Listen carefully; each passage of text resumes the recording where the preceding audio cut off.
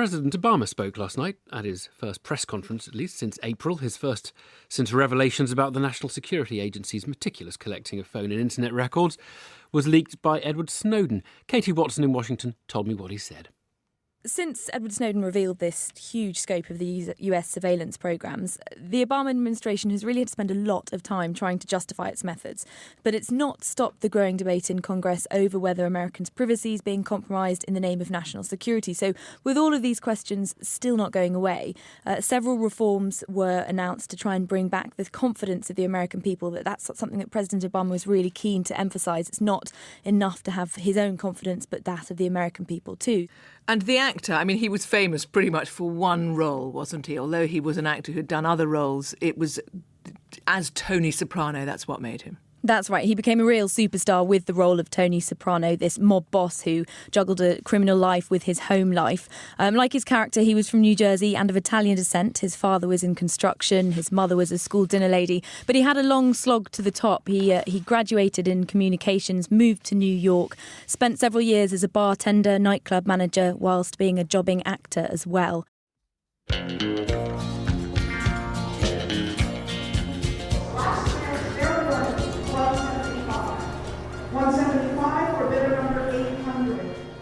And with that, one bidder takes away a piece of cowboy country, and the city of Harrisburg is $175 richer.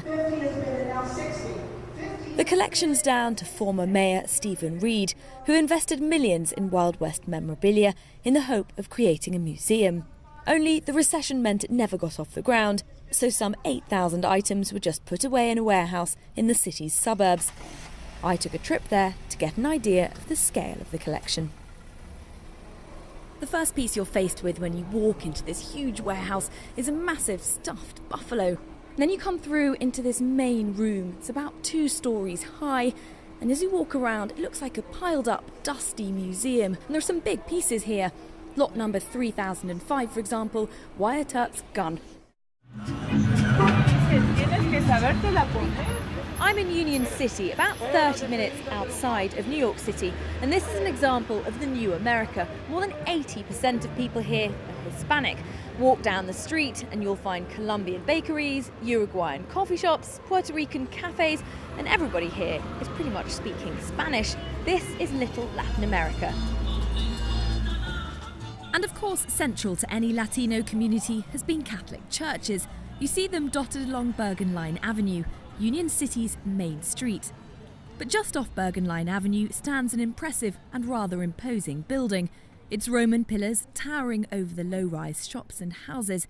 This used to be the Cuban Community Centre, the place young teenagers celebrate their coming of age with quinceañera parties and family celebrations. Now, though, it's the local mosque. Lured to his house in 2002 with the promise of a puppy for her son, Michelle Knight was the first to be kidnapped and the only victim in court. She wept as she read out an impact statement, saying that she'd spent 11 years in hell, but that she would overcome it.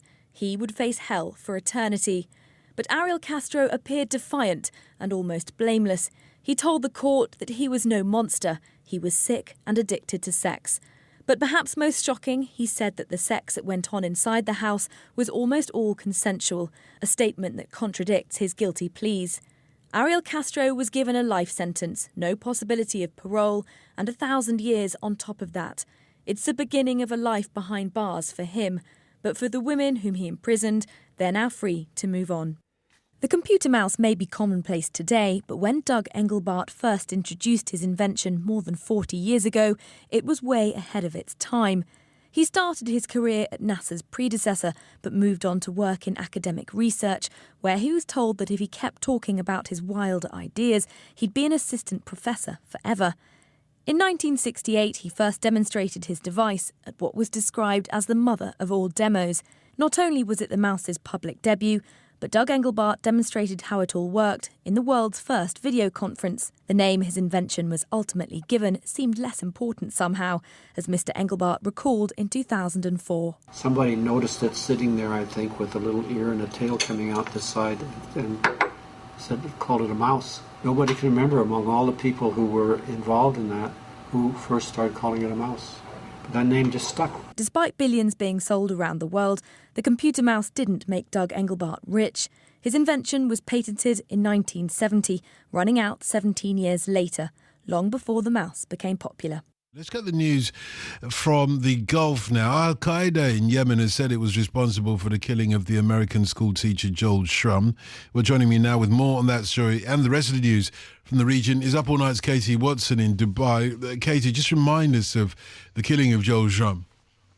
He was gunned down in the city of Taiz, which is the second city of Yemen, on Sunday while driving to work. The Al-Qaeda-linked militant group Ansar al-Sharia has said it was responsible and accused him of spreading Christianity in the country, said he was one of the biggest missionaries in Yemen. That's been denied by the International Training and Development Centre. Those were his employers since 2010. He'd been living in the country with his wife and 2 children since 2010. He called himself Che Guevara.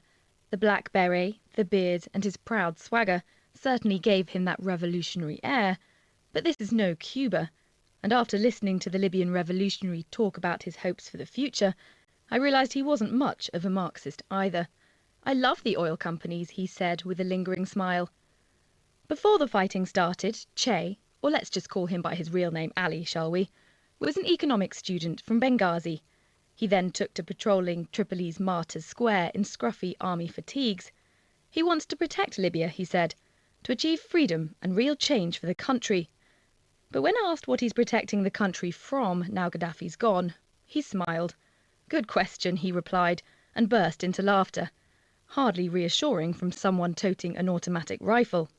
It's these young revolutionaries, or Thawars as they're called, who the authorities are trying to tackle. Residents of Tripoli have grown tired of seeing heavy weaponry in the city, and they've called on military brigades who've come from outside the capital to go back to their hometowns. The question is, what will these young men do? One option the government's working on is signing up former fighters for the military to get them off the streets and fill a huge void in Libya's new security apparatus. But Ali doesn't want to leave until a new president is elected.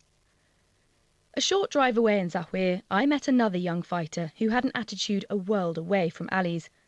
Adam is an articulate 22-year-old who was brought up in Canada but returned to Libya to go to medical school. When the fighting started last year, he took off his lab jacket and donned a flak jacket instead.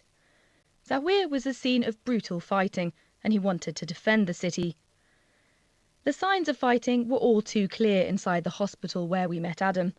The bright green tiles that lined the corridor of the accident and emergency wing were riddled with bullet holes. Some had been hastily plastered over, but somehow the botched job of trying to make them look better just emphasised the brutality of the gunfight that had taken place inside this very hospital. The ugly reality of Libya's fighting hasn't dampened Adam's enthusiasm.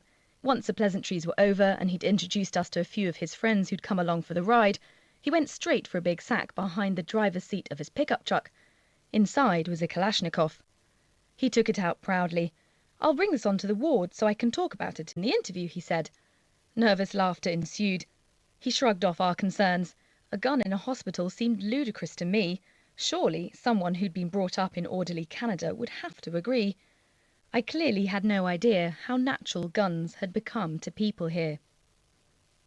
Once inside the hospital, Adam sat on an empty bed and began to get his weapon out of the bag. The reaction of the militia who had gathered to watch the interview again surprised me. As Adam pulled his Kalashnikov out of the sack, the men in uniform smiled and nodded their heads in approval, a reaction that seemed more at home in an army barracks than a civilian hospital. Unlike the militiamen around the hospital bed, and unlike Ali, Adam now plans to go back to his studies. He thinks it's the only way the country can move forward. But the authorities have a big challenge on their hands.